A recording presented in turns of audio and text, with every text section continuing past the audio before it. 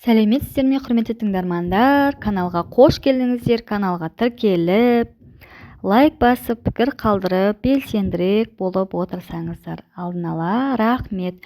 Абай Құнанбайұлының 45 қара сөзін күнделікті оқып отырмын.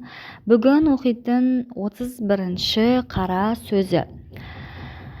Естіген нәрсені ұмытпастыққа 4 түрлі себеп бар. Әуелі, көкірегі байлаулы берік болмақ керек. Екіншісі, сол нәрсені естігенде я көргенде ғибратлану керек.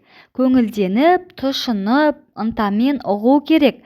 Үшінші, сол нәрсені ішінен бірнеше уақыт қайтарып, ойланып, көңілге бекіту керек.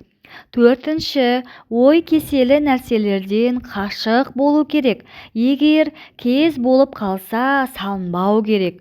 Ой кеселдері уайымсыз салғырттық, ойыншы күлкішілдік, я бір қайғыға салыну, я бір нәрсеге құмарлық пайда болу секілді.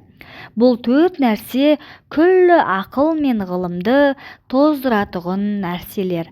Абай Құнанбайұлы 31-ші қара сөзі. Каналға тіркеліп, пікір қалдырып отырыңыздар. Сіздер Абай Құнанбайұлының қара сөздерін оқыдыңыздар ма? Пікірге жаза кетіңіздер. Сау болыңыздар.